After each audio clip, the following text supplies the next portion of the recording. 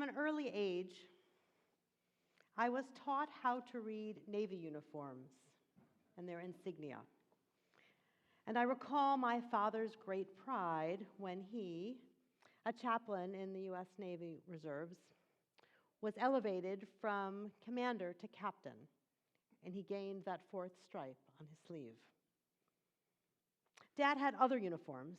Most well known, perhaps, to those who knew him was the three-button Brooks Brothers suit. He wore it whether it was in or out, because his theory was it was always going to come back. He also always wore white shirts under his white rabbinic robe on high holidays, and his many rabbinic interns will tell you that they continue to do that, hearing his voice. My mom was a kindergarten teacher, and so her clothing was not about uniform per se, even though she trafficked in green paint and cooking projects and sitting on the floor, she never wore jeans to school. She might wear pants, she generally wore skirts. Both were uniforms as a way. I was, Mom, why don't you wear jeans? You come home covered in green paint. She said, no, respect my classroom and my students. In many ways, I look now and realize that both wore uniforms that elevated what they did and showed pride in what they did. Though other than Dad's official Navy uniform, which we loved when he tried on, especially when he tried on his old dress whites and they didn't fit, I never really thought about other clothing as uniforms until years later, when I worked on Wall Street, and then later when I was a rabbinic student, and my father and I would get into deep arguments about how many black suits were too many. As you might imagine, he thought you could never have too many black suits or white shirts, and I, fighting the tide, when I worked on Wall Street, you'd never worn pants. It was the late 80s. And he thought, oh no, you can't have too many conservative suits or white blouses. It's an ongoing argument. Now I understand, and if you were alive, I would say he's right. You can't have too many black suits in our line of work. But those black suits connoted the seriousness of the occasion. I don't always wear black for funerals, but often. It might be also a somber color. It might also be one of authority or presence at a wedding or other life cycle event, or getting up to speak for me, and also, frankly, for me as a woman, to blend in and not have my clothes commented on. Because if we're honest, we know that women's clothes are talked about more than men's, if men's are at all. I don't know. Anyone ever talked to you about your professional clothing? Yes. Okay. I actually know that a little bit, but much more to us. And while these might simply be my external garments, to me they, over the years, have messaged some intention or mood. When we look around our world, right, we see all kinds of uniforms. We see the formal or official ones that call out team names, or our mail delivery people with the United States Postal Service, our NSCI building staff wear uniforms, our doctors that show their ranks, their names, depending on where they are in the ranks within the hospitals, our police, our fire department, so many official uniforms. And then there are the unofficial ones. So many of us wear certain things at certain times, whether it's for our profession or our volunteer or just because it feels right. Torah this week doesn't name uniforms, but does talk about uniforms, really. We read in Tetzaveh, Ava's laughing in the front row because we've been studying this portion for a while, right? Ryan, you got the next week, right? You got the next portion. We read about the ancient priests' garments.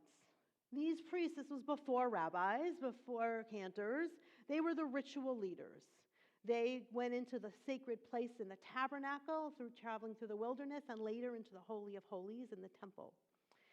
And their uniform had certain parts. Really, for the high priest, there were 8 items worn, a few less for the rest of the priests. Among them, a robe, think of like a long robe, an ephod, which is kind of like an apron if you were wearing it backwards, a breastplate. For this, I have a prop, right, Ava? Looked a little like this. Breastplate called a choshen that had on it 12 stones. This is a lot like the biblical instruction, and also had the names of the 12 tribes. Also on the breastplate was something called the Urim and the Tumim. Anyone have a magic 8-ball when they were a kid? It's a little like that, but not made out of plastic. Urim and Turim were the devices or tools of divination, ways to connect with God. The priest also wore a tunic, kind of like a pinafore over that robe, a headdress with a gold band on it that said, Kadosh Ladonai. Those words up there. Holiness, holy to God. It had a sash or a belt, and they had pants. On the breastplate, as you see here in this, not priestly breastplate, but Torah breastplate, on the breastplate and on their shoulders, the priests wore stones of memory. Essentially, as one of the commentaries said, like they were carrying the communities on their shoulders, kind of like a parent. Well, there's a child right here on a parent's shoulder, kind of like that. Powerful, awesome in terms of your responsibility, and sometimes heavy, right? Those uniforms or priestly garments, Bigdei Kodesh, sacred clothing, were in royal colors, crimson, blue, purple, gold. The blue, interestingly, the dye came from a certain kind of snail, also the blue of the old, the tzitzit, the fringes mentioned in the later on that we come to think of as our talitot, mine do not have it, and they needed an insane number of snails to get this blue. So these were royal colors, these were things that they couldn't get easily, so they connoted the power, the awesomeness of the office. And these distinctive garments really were a uniform. They messaged a bunch of things to the community. They mentioned power and authority, that these priests were the leaders in the community. They essentially gave the priests access to God because they got to go into the Holy of Holies, the most sacred part. And as Torah tells us, these garments were created lichavod ultifarat, for honor and glory, or honor and beauty. They were also created for remembrance, zikaron. Because if you think about it, if you wear this, I'm not going to put this around my neck, it's awfully heavy. But if you wear the 12 tribes in front of you and on your shoulders, you are essentially carrying your people with you.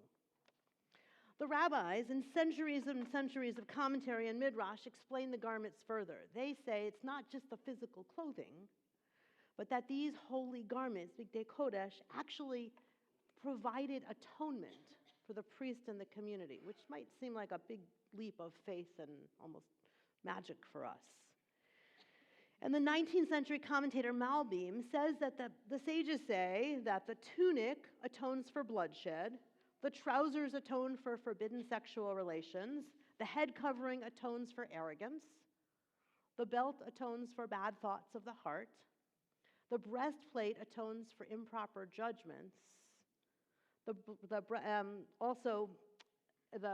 another for brazenness, and perhaps my favorite is the ephod, atones for both idol worship, and the robe for lashon hara, for speaking badly about others. So in other words, while the garments were outer garments, they were clothing just like we're wearing, they really speak to the souls, to the thoughts and the traits and the proper ways to teach the community, to lead the community.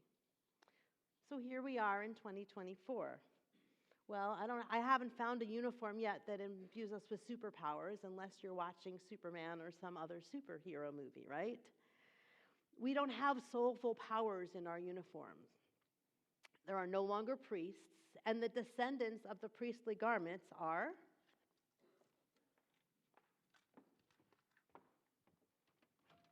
you don't have to stand up. But here are the descendants of the priestly garments. So if you've ever looked at a picture of your grandparents or great-grandparents and thought, I look kind of like them, but not exactly, that's kind of what the Torah's clothing is like. It's not exactly where the priests wore, but it's pretty similar. And this is a Torah breastplate brought from elsewhere in the building. So there are these really old garments in this really old portion. We're not wearing them anymore. We don't even have priests. But I think they still message for us. These garments challenge and invite us to think about what we wear in a different way.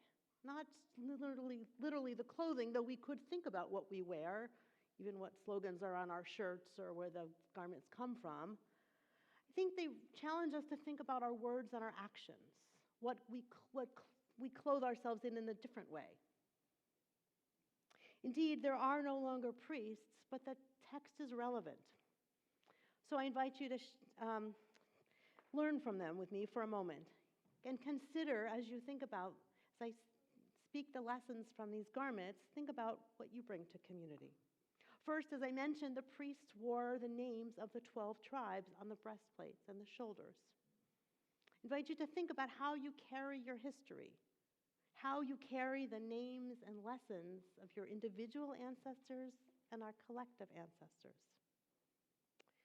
Second, the priest had on, remember I said that headpiece that said Kadosh Ladonai, literally the words over our ark, holy to God. Well, if we were to read in Leviticus 19, we're told in the very beginning that we should be holy, for God is holy.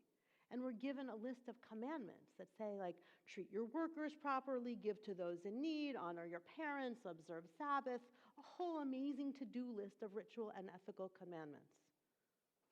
So ask yourself, what do I do that elevates me toward holiness?